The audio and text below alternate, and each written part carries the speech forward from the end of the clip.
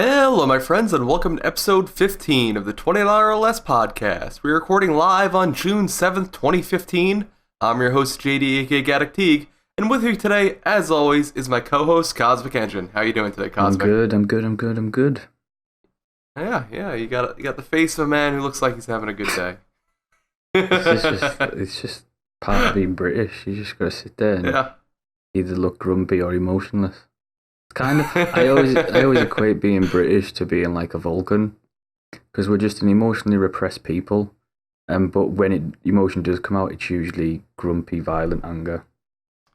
Yeah, I've definitely noticed that. It's interesting. I thought they just like taught you guys in grammar school or something just how to not show any emotion or how to always look grumpy and pissed Go to off. Vulcan training temples and.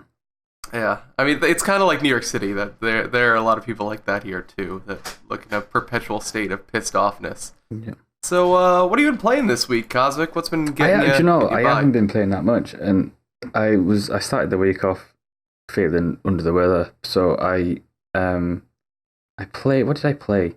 I played an early access game, Space 4X called Predestination, which I'm going to do a video on over the next couple of weeks. There are plenty of those on Steam, that's for sure. Yeah, that seems to be the next early access bubble is the 4X space games. I did a video about Arkham Knight, the upcoming Arkham Knight, the horrendous DLC.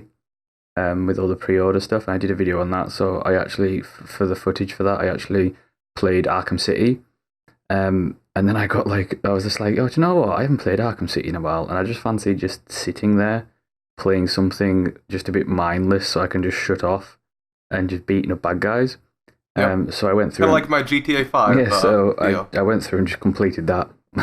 Yeah. Let's talk a little bit about the whole DLC shenanigans going on with Arkham Knight, right? That's the next one. What's going on with Arkham Knight? What are they doing? Well, it crap is what it is. What they've essentially done is they've chopped up the core content again, and tried to shovel it off as pre-order DLC. So all pre-orders get Harley Quinn as a character, and all her story missions, not just like challenge maps. This is story content. Course. And then you have like a host of retailer exclusives, things like Best Buy, GameStop, Steam, etc. Now, Steam's is probably the best one I've seen, and that's because it's only cosmetic.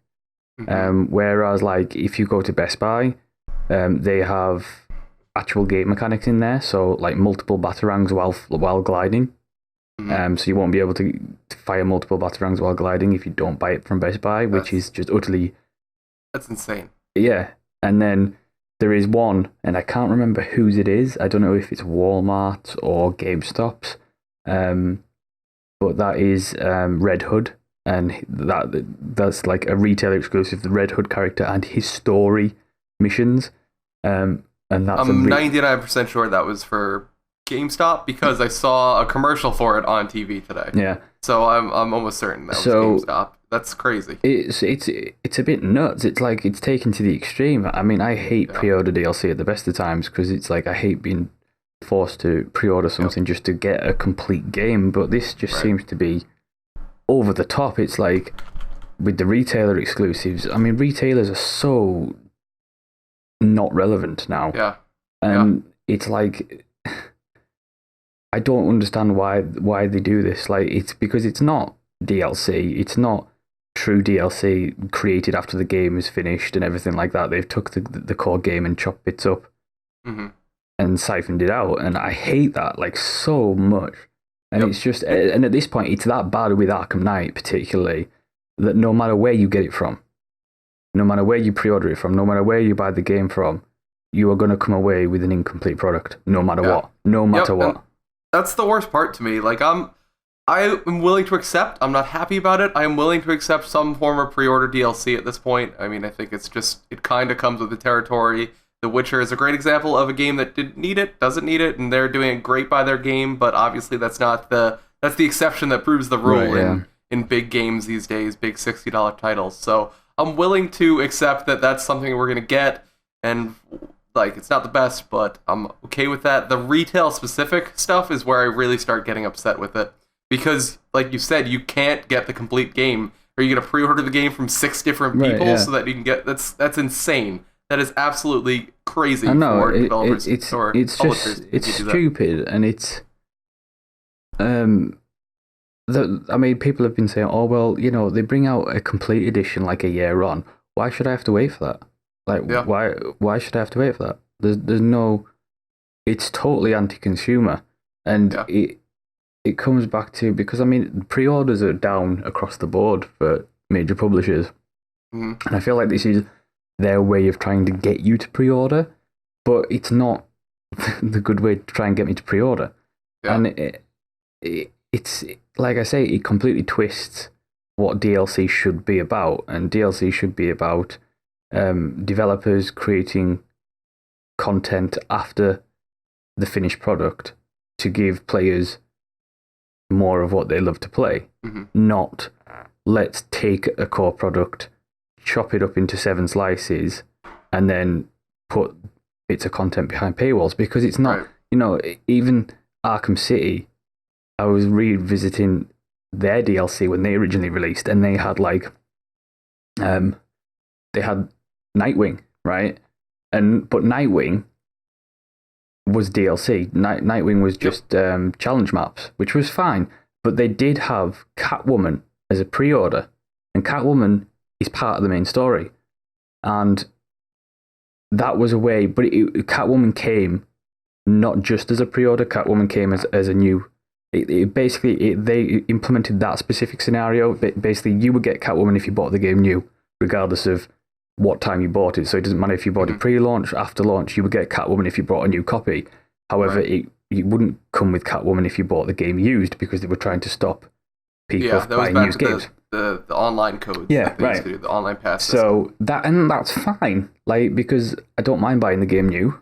Yeah, honestly, that is totally fine by me. I didn't get upset about the whole online pass system. I don't know, but some people did. But that is the least egregious way to do this. It's borderline that. Fine, okay, I'll buy the game new. That's fine. I don't particularly enjoy buying used games anyway, because the discs are usually destroyed or whatever. But this pre-order DLC, it's not even about that. It's not about buying the game new, trying to get rid of used game sales. It's completely all about pre-orders, and it's I hate it. Yep. Yeah, it's crazy. And you talked about the complete edition that always comes out a year later. If you're the publisher, you want to get the person to buy it up front, and you should be doing everything you can to get them to pay that $60. The complete edition that comes out later is always at a reduced rate. It behooves the publisher to sell that game new and pack as much stuff as they can into that game to make that new sale. But it's just not how they're doing it. Warner Brothers. Yeah, they've become one of the worst. It seems in this kind of scheme. All the Batman games, each one kind of gets a little bit worse. But that's all I've been playing really. I played a few bits and pieces, but nothing particularly extravagant. So you haven't broken out your Wii U and started playing Splatoon? I don't have a Wii U, so no. Oh, well, I did, and Splatoon is great. That game is the most fun I've had. It makes me feel like a 7-year-old again.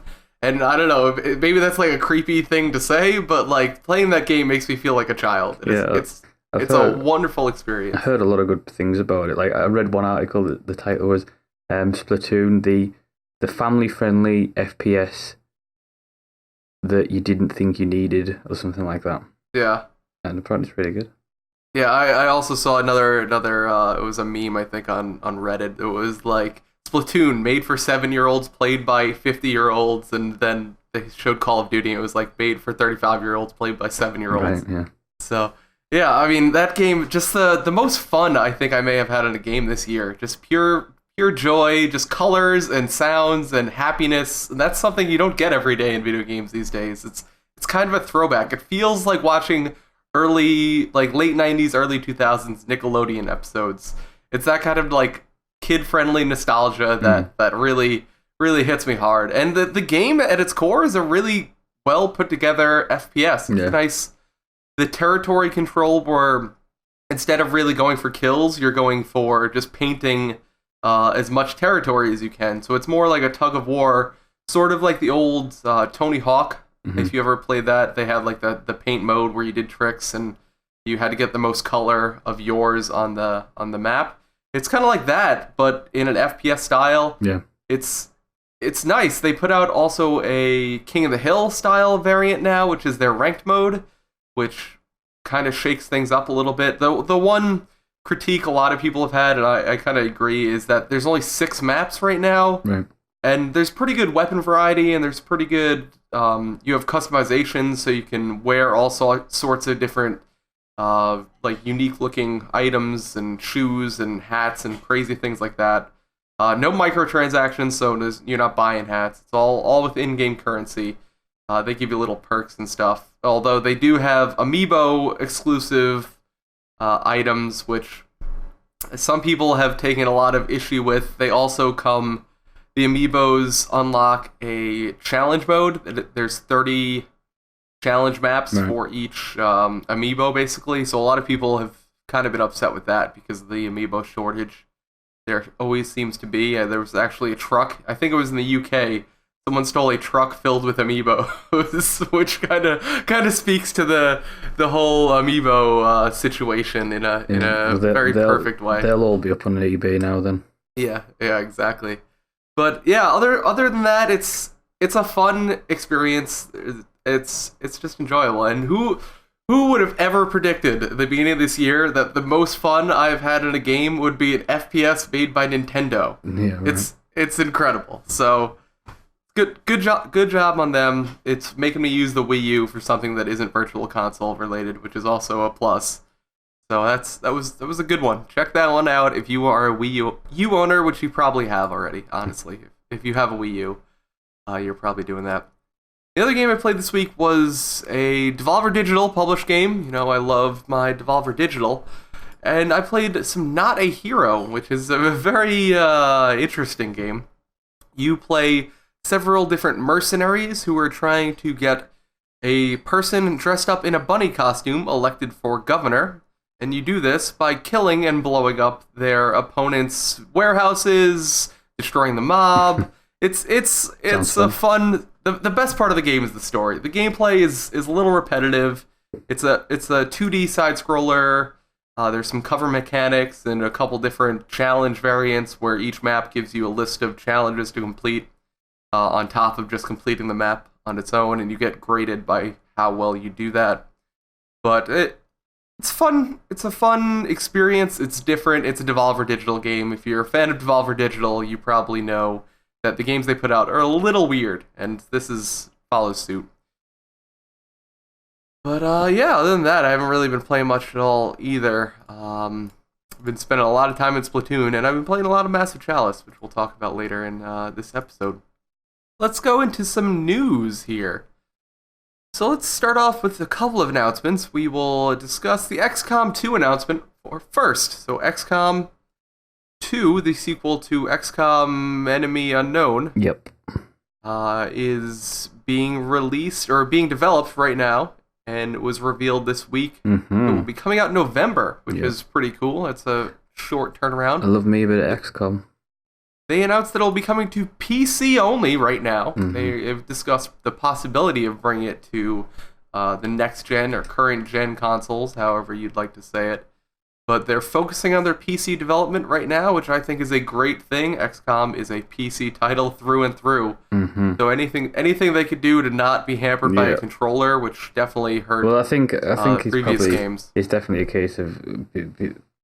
I'm sure that it sold okay on consoles, but I think it's a case of if you're gonna, weigh up development, because developing multi-platform costs a lot of money. And if you've got to weigh up the pros and cons. So if you develop multi-platform and it doesn't sell well on consoles, was it worth the money? Probably not. So develop for PC, sell on PC, does really well. You don't have the extra cost of. And I think we're past the period where people were scared of just releasing games on the PC. I think people see that the PC is a completely viable platform these days. XCOM specifically, it's massive on PC, and it always has been. So But yeah, I'm so glad that an XCOM 2 is coming because I love XCOM. Like I can never get enough of XCOM. I had several issues with the first XCOM, but at its core, I enjoyed the gameplay. Is that Enemy Unknown? Yes, Enemy Unknown. Not the original XCOM. Not the original XCOM. That's a little before my time on PC. But yeah, they've released some details about the story. The story will take place after the original XCOM Enemy Unknown, in which the aliens have infiltrated the governments of the world. Because it's basically the idea is that the premise is, of the story at least, that you failed. Yeah. Right? It's like, even though you did what you did on the first game, you still fail. Mm-hmm. And they still manage to basically successfully invade the planet. Yep. Which is cool. So, I like that. So you will be tasked to take control of a mobile force, and you have an airship named the Avenger. Did you see the sword? Ha, ha. Very funny. Did you see the sword? I did not. Loved it. There was like one sequence in the trailer, in the teaser trailer, where a guy pulls out like a cool sci-fi sword, and it was awesome. I don't remember that part. Oh, it was great. I'll have to rewatch it again. Maybe I always sit there and think when they do that with like sci-fi stuff, when they pull out a sword, I'm thinking, do they really need swords? And with all the plasma weapons going on, but at the same time, half my brain's like, oh yeah, a sword. Because you just need it. You need a lot of that melee weapons. It doesn't matter. Oh yeah, definitely. I mean, what do you do when you get within 5 feet of somebody else? I've always done that with like Shadowrun and stuff. Like you've got all these like range weapons and stuff, and I'm just like, no, get the guy with the katana in. That's what you want. Yeah, it's more satisfying. Just love it. Yeah, but yeah, no. So that was a exciting announcement to hear. I'm glad that game did well enough. I think they were a little bit timid when they first released the Enemy Unknown. It had been so long, and they didn't know if the brand still had any weight, but it definitely still does with people. That's good. Awesome. They did a good job. The last game was good. Also released was Fallout 4. They had a countdown timer on their website, and all of a sudden Fallout 4 is coming. It's set in Boston. Massachusetts. Yeah. Wow, so that Americans. happened. Let's talk about Steam refunds. Oh, how about that? No. Fallout 4 is great. All right, Fallout 4. I love Fallout, me. I think Fallout's great. I like me some Fallout too. We found something out about each other before we started recording this. Yeah. And I don't know if we can continue doing the show anymore. We found out that you don't have taste. That's what we found out. Whoa, okay. You like New Vegas. Fallout New Vegas was the better of Fallout 3 in New Vegas. No, it wasn't. It absolutely was. Nope. The quests were way better. Story had a better ending. No, I'm sorry. You can say many things about New Vegas, like they improved the core mechanics, etc., etc. That's fine. I'll agree with that. But in no way is New Vegas' narrative better than Fallout 3's. In no way is that game. I vehemently disagree with you. I think the writing is just far superior. I think characters are way more interesting. The characters are way more interesting. You play an unknown courier who survives a point-blank shot to the head, right? The story starts off with me going, Well, the doctor, he saves you. He does facial reconstructive surgery. He makes you look however you want. He saves you after digging you up from a grave, which you've been dead in for probably a good couple of hours. So, what's wrong with that? No. What's wrong with that? No. And Vegas is such a cooler place than DC, okay? Vegas is a way cooler setting than DC. Again, the level design in New Vegas was nowhere near as good as it was in Fallout 3. Nowhere near. Oh, nowhere near. I don't know. The vaults were cooler, I thought, in New Vegas. I thought they had more interesting dungeons, basically.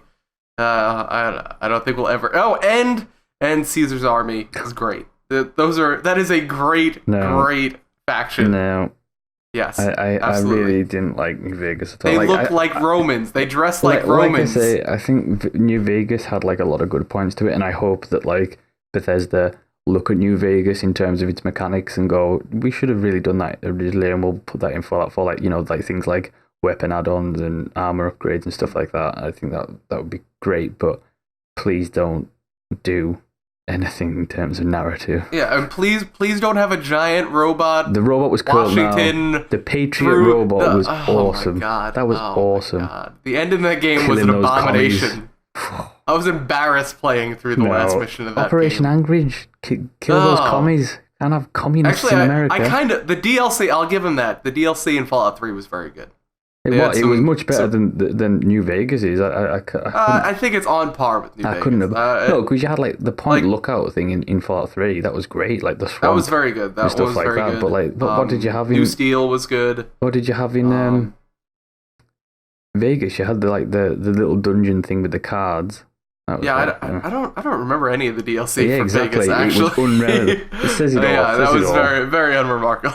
Yeah. Oh, and I love the Project Zeta or whichever the Alien DLC. And that was a great that kind of just brought back a bit of, because they kind of with Fallout 3 they had the humor of the Fallout series in there, but they kind of toned it down a lot. Yeah. And then you saw it in like Mothership Zeta that it was just like, yeah, let's just bring back the silliness. And I'm like, that was very like old Fallout, like Fallout 1, Fallout 2 level of crazy, silly stuff going on. Yeah, no, it was cool. But interestingly enough, specifically about the trailer, I thought it did look good, but I thought it wasn't particularly graphically impressive. Yeah, no, it wasn't. Like a lot of people have mentioned, like the actual character in the vault suit, how the vault suit was like totally smooth. Like it was just like matte blue, and there was like no detail to it. And then I particularly thought the dog didn't look particularly good. Like it looked like it'd been painted brown. The fur didn't look right. Yeah, and it was especially the last game that featured a dog had a fully mocap dog, and that was when Fallout Ghosts first came out. Like I think it's going to be good because I mean, if you go off Fallout 3, I think it'll be great. But it's one of those things that but I'm kind of at the same time I didn't think it looked particularly graphically impressive. Mm-hmm. But then I think that's a good thing though. Yeah, because it means less downgrading when launch comes, right? Absolutely, yeah. I am fine with games looking like that for basically eternity as long as the games are good. Like that, yeah. I think we've hit a point that's like there was good definitely enough. A couple of good like quick shots of locales and stuff that I thought were pretty interesting.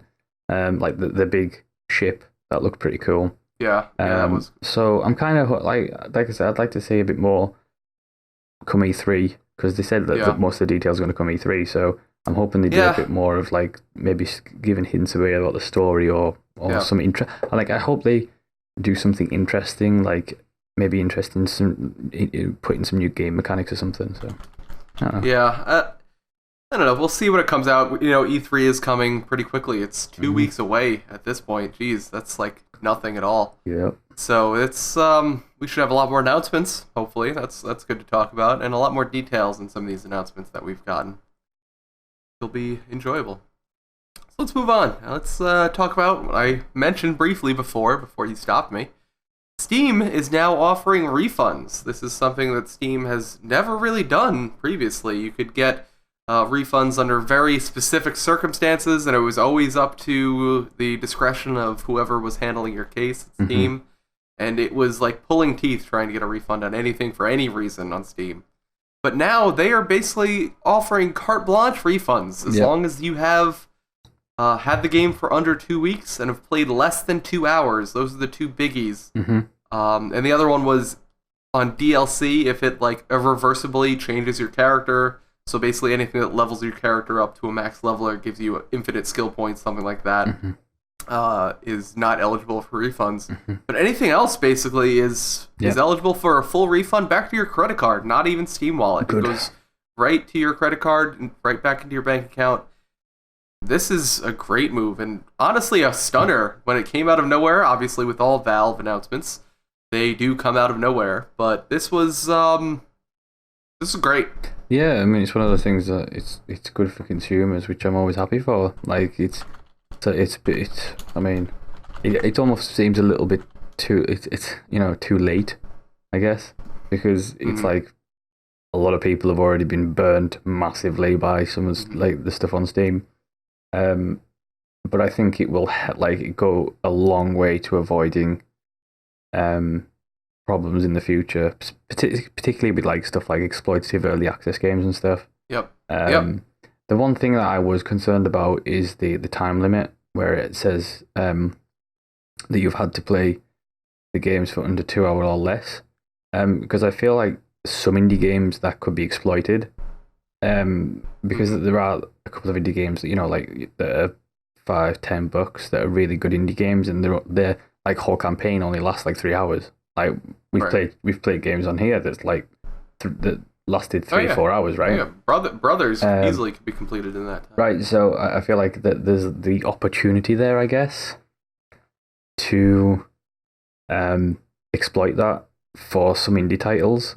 And people say, well, Steam have said that if you're caught like with a trend, then you'll be blocked. Well, that's fine, but at the same time, it doesn't stop a mass number of people doing it all to one game. You know what I mean? Damage could be done already. Yeah. So, I would lower that to probably like an hour. Yeah. Because you've been done. Like in the first half hour when you play a game, right? Like particularly if it's like something like an early access title where it's just like Unity assets and it's like a clear cash grab. You've been doing in the first 5 minutes of that game. Those are the games that I am most happy to see this for. Right. Is that those Unity asset experiments. As soon as you play that within the first 10 minutes, you've been done. Yeah. Right. So you don't need 2 hours to know that.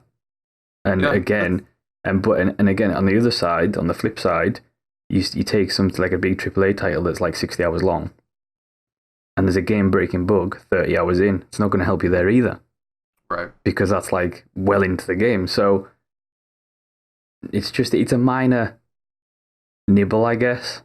But I think that it's one that, if they're not careful, probably would hurt an indie developer somewhere along the lines. Yeah. I mean, a lot of people have said that. That's like the biggest criticism of this system. But I mean, all around, don't get me wrong, all around, I'm really pleased that this is happening because this needed to happen years ago. Yeah, I mean, honestly, I think that this is more important. Maybe this is wrong, but I think this is more important than any of the possible harm that it could cause to an indie developer. I think that Steam has a long history of screwing their customers, and they're in a position to have the monopoly, so they kind of abuse that and do basically whatever they want. And I think it's a long time coming that Steam implements a system like this. And you know what? For the most part, maybe I'm a little bit wide-eyed here, but I think for the most part, if you have enjoyed your time in a game, even if it's short, you're not going to try and screw the developer. Certain games that could be completed in an hour, like Gone Home, if there was a possibility I could have returned that game, I wouldn't have. Yeah, because I enjoyed my time. There was nothing. Yes, it can be exploited, but I'd have to see it be exploited. Like you say, saying anything. The majority of people who would try and exploit something like that will probably just pirate the game anyway. So yeah, exactly. That's the other thing. It's we're in an era where if you really just don't want to pay for a game, there are many easier ways to not pay for a game than have it tracked on your Steam account. Yeah, but all around good. Thumbs up. Yeah, yes. Valve is a weird company. I think that goes without saying. Yeah, well, I think it's a move. Stories here. It's a move because at the end of the day, they can't be sued because in the terms and conditions of Steam, when you first sign up, you agree to not filing class action lawsuits or anything like that. That's what you agree to. Yeah. But it's a case of, I think, the kind of harking on now to the years of having a really shitty reputation. I mean, they just do whatever they want, and it's weird. Gabe just I wake up today. Let's do returns. The thing's open now because I mean you've got refunds which you never thought you had. Does that mean E3 Half-Life 3? Oh man, E3 Half-Life 3, it's coming. It's confirmed here. I have word from Gabe Newell that Half-Life 3 is coming out. It's actually coming out tomorrow, so look for that. Let's move on to Twitch. Twitch has decided to ban AO-rated games from being streamed on its service.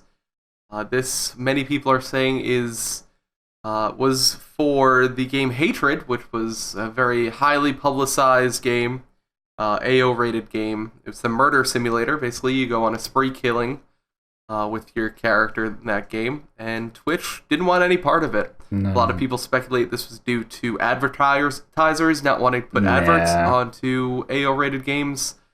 So what do you think about Twitch banning these games? I don't know. I think it's a thing of they've allowed it on before. I think it's the only reason. Like, Hatred is the reason that they've done this, and again, because Hatred has been massively. I don't even know what the controversy is about. It's just stupid. Yeah. Like, it's just unnecessary outrage at nothing. Yep. And of course, the game came out. It was terrible. Just like everyone who saw the outrage happening predicted. But the outrage was started by the developers. It was a PR stunt to get attention to that game. Yeah, that's what it was, and it worked. Fed into oh my god, it pisses me off that it worked. The media in particular just fed into that so much. It was honestly, so absolutely obvious what they were doing. I just want to shake the hand of the guy who did their PR. I'm just like, fair play to you, sir. Yeah, give that guy a job somewhere else. You won the internet that day. Yeah, that's true. So again, I think it was more of a case of the reason they did this, and it's just speculation. But the reason they did this is because they didn't want complaints regarding, because of the almost over coverage of Hatred and the outrage, that they didn't basically want a lot of parents and stuff like that complaining about Hatred streams, right? Right. Even though you can perfectly, stream GTA and go smack up a prostitute or something. Yeah. You could stream GTA without hot coffee, but if it has hot coffee in it, you can't stream it. That's where it's one of those things. I think it's them kind of protecting their asses from complaints. Yeah, I could see that. It's a scenario where this is whether you like it or not, a big game that's coming out for whatever reason it is. It just happens to be a big game. And they kind of wanted to get out ahead of it before any problems. It always made me laugh, that coverage of Hatred, though, because you have games like Manhunt, where that is a game about a serial killer basically just committing executions, right? Yeah. But that you can perfectly fine stream that. That's not a problem. But can't stream Hatred, even though that game is brutal. Like, you are literally beating people to pulps in that game. Like, well, you just like Hatred you take a garrote wire and you can like saw it through people's. I don't get it. What's the point? Like, it's just like I say, it's just them covering their asses from complaints. That's all it is. Yeah, which I can't really blame them on. Honestly, they can do whatever they want. You can still stream it if you want to go to Hitbox. Hitbox is basically like, you can just still do it here. Come on, please, someone come to Hitbox. Yeah, that's what it is. Yeah. Anyone? But other than that, this is not a big deal in my opinion. But it was a big deal to some people, so I put it on here. Let's talk about two closures coming up here. A little sad news coming. Infinite Crisis, a game we've actually covered on this channel, is ceasing development immediately. August. The game will continue to run until August, but they are not developing anything for it. They are doing actually the good thing by people. If you purchased any of the packs, so if you got the starter pack or the elite pack, they will be giving you a full refund, which is good. They're not refunding any characters you've purchased in game, so maybe that's a little shady there. But they're doing the right thing, it seems, and it's kind of just. It's another one of the games that couldn't compete in a market that I was trying to go into. Yeah. Dawngate, another game. EA was publishing that one. That got pulled before launch. That got pulled in beta, didn't it? Yep. And this is similar to all the MMOs going free to play. And WildStar actually announced, I think last week, that only going free to play. If you're gonna try and go into the Dota style, I think honestly though that's the norm. I don't think that's I don't think that's a symptom of competitiveness in the MMO market. I think that's the trend. Basically, bring out a new game, and then you have it as a subscription for like a year. So people, because it's brand new, people want to play a new game, right? And then when you get that drop off, you go free to play. Yeah. That's it. I think that's the business model rather than a reflection on the competitiveness. Yeah, I think it's a reflection in this case on you got to do something different if you're going to try and compete in this market. In the MOBA you market, can't. the MOBA market is so competitive, and it's just so difficult to get in. I mean, especially you. I mean, I actually wrote an article on Infinite Crisis shutting down and compared the player statistics for the entire month of May. Mm-hmm. On basically, because it's on the Steam platform, right? So the majority of the player base for Infinite Crisis is on the Steam platform. So I tracked how many people are playing Dota 2 compared to how many people were playing Infinite Crisis in the entire month of May. Now, the average for Dota was something crazy, like 100,000 players, something like that, right? Yeah. And Infinite Crisis was like 1,000 players. That was it. Yeah. And you can just see the gap. And in a business model, like a free-to-play business model where MOBAs pick up their money from people, new players buying characters, you need to have a high. It requires you to make money. It requires you to have a high player base, and they just didn't. And that because it wasn't a bad game. It didn't particularly do anything new. I liked the objective-based style of game they had rather than focusing on player kills. It was about taking objectives to win, but it didn't have the player base, and it didn't particularly do anything new. And it was very similar to League of Legends and Dota 2. And I mean, the only niche it had was that it was a superhero themed one, right? That was the only thing that made it different. Yeah. So that clearly wasn't enough. Yeah, and I mean that's another thing that the MMO market has already done is if you have a big you have just like the superheroes, if you have the DC license, it doesn't necessarily mean you're gonna have a great game like some people may think. But this is a market that even Blizzard is having trouble getting into with the Heroes of the Storm. It's not doing as well as they thought it would. No. It's not the breakout smash hit killer of Dota and League of Legends like they may have thought. So if you're Blizzard and you can't make your game, just crazy good, then obviously smaller studios are going to have trouble with it.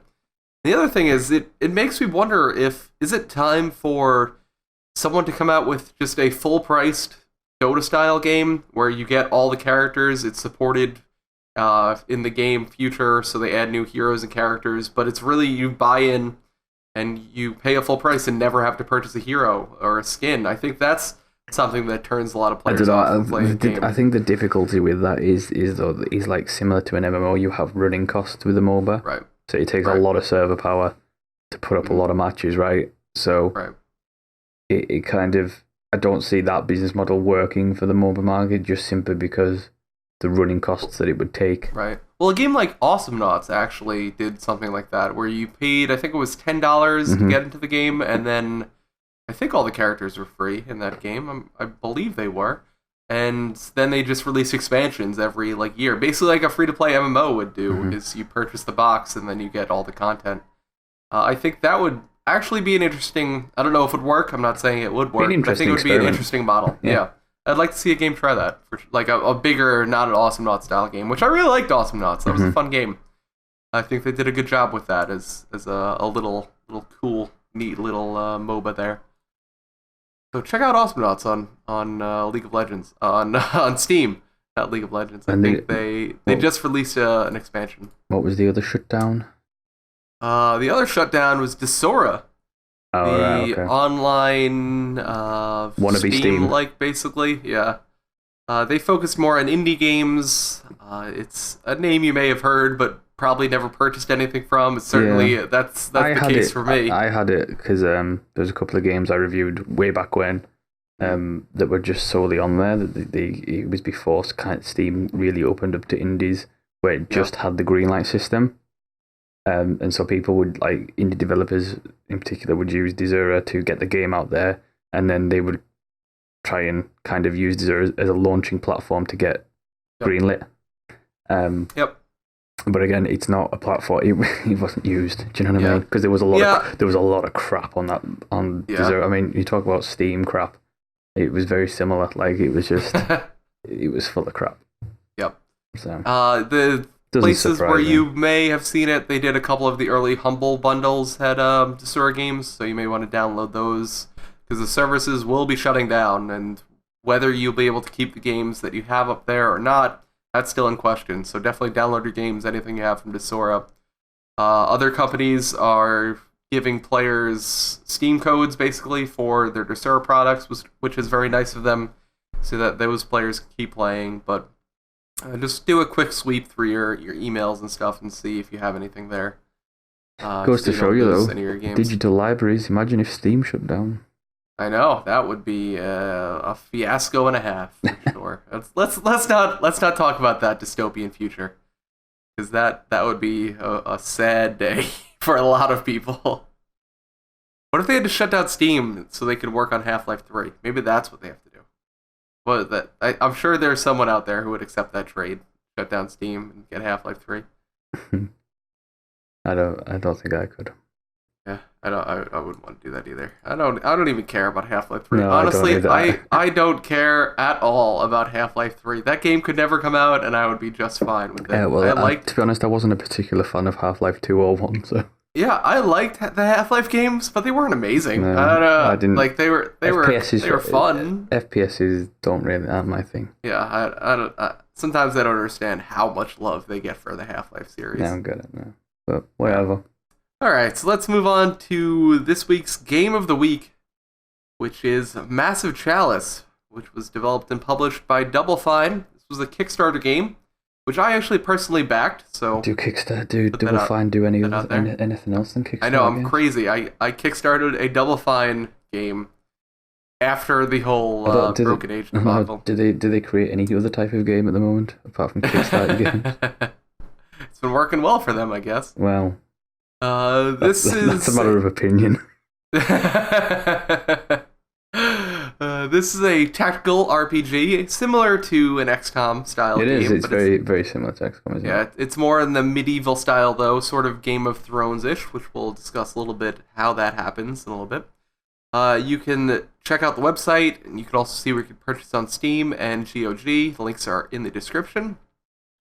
This game was kickstarted in May 2013. It was initially projected to be released at end of 2014, late 2014. They missed that date and pushed it to June 1, so it just released 2 weeks ago. Mm-hmm. So they missed their date by about 6 months there, as is pretty common with Kickstarter games and Double Fine in particular. The project leader was Brad Mura this time, not your typical Tim Schafer joint. You may know him from Brutal Legend or Iron Brigade. Those are his two probably biggest projects previous to this. So what did you think of Massive Chalice? When I first suggested this game to you, I said I thought it would be a game you might like. So what did you think? I didn't like it. Was I right? No. You didn't like it? No, because my brother said the exact same thing like 20 minutes before you did. And I didn't like it. Like, it's I don't know, it's like... Did you not like it because it's a Double Fine game? No, I didn't like it because I really hated the art style. Really? Really, it was that off-putting? I always say that Tim Schafer's kind of like the American Peter Molyneux, and that art style reminded me of Goddess so much that I thought it was made by Peter Molyneux. It really does have. It looks almost exactly like Goddess. Right? Yeah, it really does. Like that very jaggedy edge, cel-shaded kind of deal. When Kickstarter first launched, I'm sure Peter Molyneux and Tim Schafer got together and were just like, you know what? Let's just make some really shitty games. Because that was just like, it's all, like the first time that campaign map opened, I was like, is this Goddess? Like, holy crap. You'd be clicking all over too. I hate it. Even like the big world map that you get kind of looks like the Goddess world map when you first start up a game. I think ultimately I didn't like the art style. I tried to get around that, but I really didn't like it. And then I liked some of the core mechanics of the game, and the game is mechanically fun. I really didn't like the UI. Mm-hmm. Any part of the UI, like most of the UI felt like it should be in a touchscreen game. Like it was almost like a touchscreen game. It was like huge, and it was like I was like, "What is this?" And it's very menu heavy too. You have to click through multiple different menus. Yeah, it was stupid. Really I really didn't like the classes. Mm-hmm. I don't know if it was trying to be funny with like the melee character carrying that big like caberjack. Yeah, big like and then like the hunter, instead of having a bow and arrow, had this like huge arbalist type thing. Yeah. I didn't like it. Like, I just didn't. Yeah. There's nothing about that game that I in particular like. I really enjoyed the kind of Game of Thrones kind of pull on like the houses, or you would have different houses and stuff, and then you would have to like build keeps and kind of put a head of that keep and then marry him off to someone, and they would have children and stuff like that. I liked that kind of thing, but that was like a cosmetic thing. It didn't mean anything. Yeah, so let's go into a little bit about what the core mechanics of the game actually are. It is very similar to XCOM. It has like a in-battle mode where you're doing the isometric tactical stuff. Uses a 2 movement system. With you get 2 action points basically. You can use both of them to move further, or you can move 1 and attack. So it's that kind of game. If you played XCOM, you're familiar with that. And then where XCOM has like you're in your base and doing your research and upgrades, that kind of thing. You have an overworld map for your civilization. I don't remember what they actually called it. It has a name, I think. In Massive Chalice, and in there you're building keeps and building families. You're picking regencies and leaders for your keeps. They have children, which you use to continue the bloodline. The game takes place over 300 years. Yeah. So you're going to go through multiple different generations of characters, and fighters, and kings and queens. Yeah. So it's in concept, it's a really cool idea, I think. I think that a lot of games, especially in the next 2 years, I predict, a lot of games will be going for the Game of Thrones style, different... I hope they don't. Yeah, I just have a feeling that a lot of games are going to use like there's all sorts of different houses that are fighting for this common throne, and like there's politics to work and things like that. Yeah, I think a lot of games. I think an interesting game could come out of that, but I think a lot of really terrible games could also come from that. Like Massive Chalice. So, yeah. I don't think Massive Chalice. I don't think it's terrible. I didn't like it. But I don't think it was terrible. I think it has a lot of good ideas in there. It's just not a very well. I think it's not terrible in the sense that like it's buggy terrible, because it's not particularly buggy. I think it's terrible in its design. Yeah. Like, for example, the mechanic where basically, like you say, it works over a space of years, and so your characters age, right?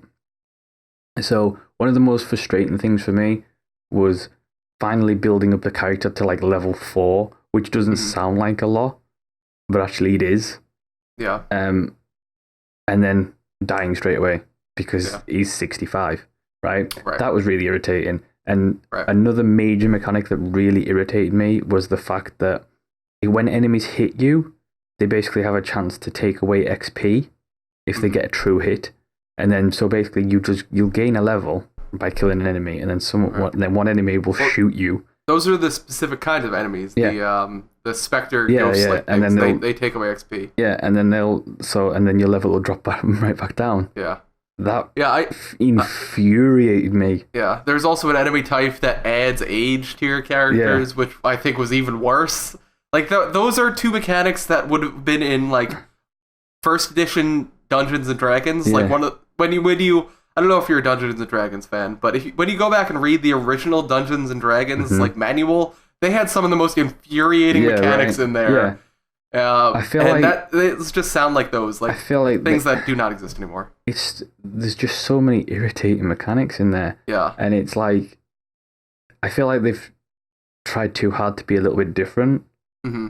And it's just not come off well at all. Like you could say that about a lot of Double Fine games. Yeah, I guess they just go like Brutal Legend. I think was the same way. I really wanted to like Brutal Legend so badly. It had so many interesting mechanics in it. It was a lot of fun in spots, but they just didn't nail it. But I think it's almost broken by design, this game, because it's like I spent the entire game just going through with level 1 characters.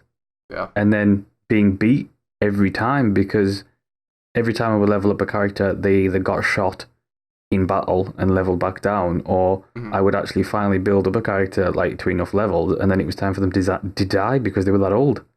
Yeah. And it's like I didn't have much problem getting up to level 4. Getting past level 4 I thought was the difficult part. It was so frustrating, and like there wasn't the art style made it difficult enough, and the UI design made it difficult enough, but like the whole like research and development thing of like building up new armors and weapons and items for your characters, there was very little payoff in that regard. And I just didn't like it. Like, I also don't think they did a good job varying up the mission types. No. There was one interesting mission I did in which the bad guys had invaded one of the keeps, and the king and queen were actually in the keep, and you had to keep them alive. So that was a pretty interesting one. But other than that, it was really just eliminate all the enemies. Yeah. It kind of had some of the problems that the XCOM Enemy Unknown had, where enemies kind of just chilled out until you revealed them, and then they start doing things. It doesn't feel like the enemies are really doing anything. Yeah. They feel like just digital characters that were put in there. Yeah. They don't have any intelligence at all. Which never made any sense to me, because the idea of the game is they're attacking you, not you're attacking them. You're always on the defense, no matter what. You're defending. So they never come at you, which never made sense to me. Which is why I thought that Castle Invasion map was actually very good, because the enemies were constantly attacking the king. But I mean, they should have been doing that the entire way through. Yeah, like there was just so much to dislike in its design. It wasn't like it's very rare that I go to like look at a game and then I'm like, I really hate the mechanics. But I really hated those mechanics. Like, usually I complain about it's too buggy or there's something that wasn't done well. But just by design, this game just wants me to hate it. And like even like everything, like the aesthetic, the mechanics, even the massive chalice that speaks with the woman and the man. Oh my god, they were condescending. I just wanted to punch both of them by the end of it. I was like, shut up. I think that's kind of the point of that character, though. Maybe, but it was irritating. Listening to those voices while looking at an art style that I hated while playing a game that infuriated me was just not an enjoyable experience. Yeah. I liked it a little bit more than that. I think that it had good seeds of ideas. I like the idea of having different courts and houses that you have to marry off and try and... Kind of a little bit like Rogue Legacy, even where you're trying to pass down your good traits. I like that mechanic, but again, I would like that mechanic in a different game that I could enjoy. One very small thing that I think would have made the game actually a lot better for me is an ability to rename characters. You cannot rename your characters in this game. Speculation has said that it's because you bought into a tier on Kickstarter. Maybe. That allowed... Because all the names in the game are backer names that backers have selected. So you're not able to rename that because they don't want the backers. Get upset. And I think that is the worst possible thing they could have done here. Because think of a game that we've done on this show. Darkest Dungeon allowed you to rename your characters. And in many places, that's the go-to and best way to play the game, is rename all your characters. Because that gives you an immediate investment in the characters. Yeah. It allows streamers to name after the subscribers, allows you to name after your friends, so you're immediately invested in that character.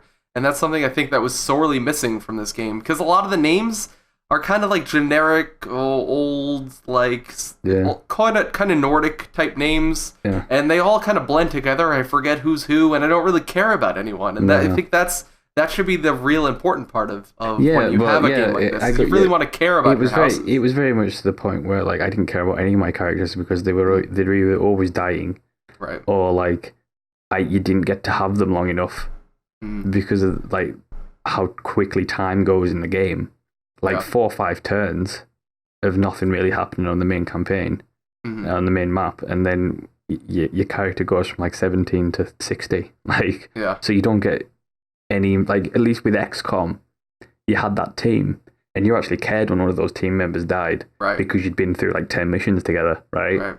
And you'd built them up to it, like, and you got them customized equipment and everything, right? You cared. Whereas this one, it was just like, oh, another one's dead. Yeah. I mean, I also thought the game was a little bit too easy too, and maybe that's because I played on the normal difficulty. But when you open up the game, they said there's like a little splash screen that says this game is difficult. Be careful which you pick. We recommend normal. So I picked normal mode, and at no point did I ever feel like I was being challenged. I think the game was difficult in the sense that, that it wanted me to play it, and I didn't really want to play it. So it was very difficult for me to like. That's a separate kind of difficulty. Find the will. Yeah, I think that's a different different level of difficulty, Yeah, different no. axis I mean, of I think difficulty. it was difficult in places. I think anyone who's played turn-based tactical RPGs won't have a problem. Yeah. In particular, well, especially once you learn the mechanics, the stupid mechanics that is, because they are just. There's no payoff in that game. There's no. Everything is out, even like the mechanics.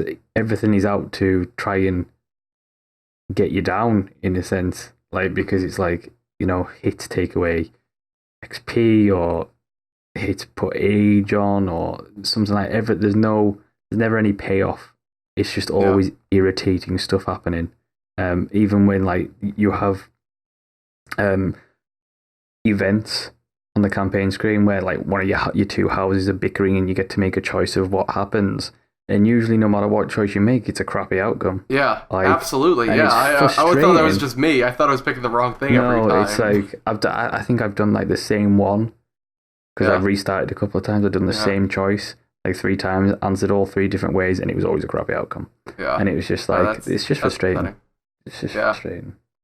Yeah, that's annoying. I think I had one that went okay, like didn't go poorly, and that was like a victory. So, yeah, I think this game, I think the concept is sound. I think that's why I backed it on Kickstarter, is that it sounds good when you pitch it to someone. Yeah, but in practice, they just didn't hit the right notes. I think if someone else made this game, I think someone can make this game really well. Someone could take this idea and make it really well. They just didn't really. Yeah, I mean, if combat was fun in terms of the mechanics, like you got rid of like the XP hits and stuff like that. Yeah. And you had longer longevity of your actual units, then fair enough.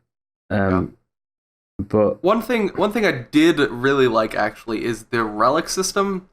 So if you have one king or queen that dies and they've been a good warrior, they can create a relic, and then that relic. So say if you have a hunter, the hunter class, they'll have a relic crossbow that gets handed down to someone in their lineage, and then they have this really good crossbow, and then when they die, they hand it down, and it keeps getting handed down and gets better and better. Yeah. I like that idea a lot. I think they could have done more with things like that. Yeah, I mean, there was a couple, like you say, there's a couple of good things in there, but I don't think it outweighs the bad in any way. Yeah. No, I don't think so. Gaddock, the tactical turn-based RPG. So the question I always ask is, if this was the one game you played last week, would it have been satisfying? No. To you? I am so on the fence about this game. I really think that you should. I don't know. This game, honestly, I had to force myself to play it after like 2 hours. Like, Steam refund it. No, but it was I had to force myself to play this game because it was just so frustrating. Like, honestly, if you're interested in a turn-based tactical RPG for under $20, go find something else. Go play XCOM. I guarantee you can get XCOM Enemy Go play Unknown XCOM, go play Invisible Ink. Invisible Ink, yeah. Another I would give Massive Chalice a massive miss. Yeah, I don't know. I think I'm squarely in the C category for Massive Chalice. Tim Schafer. If you have played every other tactical RPG on Steam, then maybe give this one a try. Has Tim Schafer made a good game in the past 10 years? When was Psychonauts? That was before 10 years, right? Oh, it was just about, yeah. Honestly, I didn't really like Psychonauts. No, I didn't either. Right, Tim Schafer. I feel bad admitting that. Some people, I feel I'm afraid to admit that. But it's funny though, because like people say, look, like I always say this about Peter Molyneux. I'm like, when was the last time Peter Molyneux made a good game? And people are like, oh, they made Fable. I'm like, yeah, I don't like Fable. Like, Fable wasn't good, like, at all. Yeah. I think I like Black and White. I don't know. I liked Black and White. I did. I liked Black and White. Yeah. I think that was I barely remember anything about it. I remember picking people up and throwing them. That's what I remember about Black and White. I think that was the last Pete Molyneux game I liked. It was Black and White, which is a bit depressing. Yeah, a little bit. Tim Schafer, Pete Molyneux, stay off Kickstarter. No more games. Go be a barista. Oh, That's very nice of you. Very generous to suggest barista. All right, so let's wrap up the show here. So last week we had or actually it was 2 weeks ago because of my surgery. We had a contest giveaway for Invisible Ink, BZA0 on Steam. You have won this week's contest, so Enjoy. Congratulations on that. Go ahead and add me. I think we need to be friends on Steam. So friend 20orLESS podcast on Steam. You should also be part of the Steam group if you aren't. We have all our games that we've done on the show. We are a curator now, so you can follow us and get recommendations from the show. Next week, we'll be giving away a copy of Massive Chalice if anyone would like to play this game still, after our rousing reviews of the game. If you'd like to win a copy of the game... Is Massive Chalice going on the curator list? Every game we do is on the curator list. I thought it was only the good ones. Yeah, no, all of them are on there. Oh, It's just what is actually said in the curator. Don't buy this. I think I may have left off one of the earlier ones because we were just so negative on it. I think we I don't know. We'll see. We'll see if this goes on the list. I'll decide. But yeah, so this week, if you'd like to win a copy of Massive Chalice, on Twitter, you should tell us if you think, or what do you think of character customization, and how much does it matter to you? Yep. And if you don't want to win it, enter it anyway and send it to someone you don't like. Yeah, you could do that. That is absolutely fine. I will send it to someone, your enemy, your worst enemy. I'll send it to them. Because then it's like a golden handshake. It's like Bad Rats. That game, that Steam virus that's out there, Bad Rats, that's in everyone's Steam list somehow. Go do that. So yeah, tell us how much you care about character customization. And hashtag it 20orLESS, and you will be entered for a chance to win. Where can people reach you if they'd like to get in touch with you? You can go to my YouTube channel and watch all my wonderful mediocre videos at youtube.com/thecosmicengine, which you should, because they are exceedingly mediocre, and you should watch them because. And you can go, if you want to get in contact with me, you can always send me a message on Twitter, which is at CosmicEngine99. Fair warning, though, I am rather grumpy. Yeah, you are quite a jerk sometimes. What do you got coming up on YouTube? Any videos coming up? Yeah, I have. I'll have a review of Massive Chalice out probably. Oh, really? Soon. That will be far more than mediocre. That'll be You're selling yourself short on that one. I'm reviewing. I'm also going to put up a Invisible Ink review up this week. And probably because the actual lineup of games is not that great for the next summer period. I'll probably be covering like quite a few indies. Because when there's not much going on elsewhere, there's no Witcher 3s anymore coming out. I mean, the next big title's Arkham Knight, and I'm iffy on whether I'm actually going to cover it. Right. Just because of the pre-order nonsense. So I'll just be covering a lot of indies, doing a lot of early access examinations. And well, you know what? You should check out the game Ark, because it's a survival game, and I know you love those. No, see, someone's already told me to do that, and I'm just like, I don't want to play that shit. Dinosaurs, though. Dinosaurs? No? Yeah, you can't play on dinosaurs? Yeah, and it's interesting how that coincided with Jurassic World coming out, right? Oh, yeah. People are excited. If you'd like to reach me, you can get me on Twitter at GTeeg. That's GTEEG on Twitter. Or you can email me at gaddockteeg@gaddockgaming.com. If you'd like to reach the show, at 20orLESS podcast is us on Twitter, and that's where you'll be entering the Twitter contest, if you'd like to. And also, you can email us, 20orLESSpodcast@gmail.com. Email us some game suggestions. Like Cosmic said, the lineup's pretty weak for the next couple weeks, so we'd definitely like to get some suggestions on games you'd like to see us cover. If you don't want to, we can always cover old games too, if you fancy us. Yeah, that's whacking out one of the old ones. Anything less than $20 is a viable suggestion. Fair game. Yes. And like I said before, join our Steam group where you can follow information on the show and get our recommendations. And with that, I think we are done. So thank you guys for coming, and we shall see you next time. Bye-bye.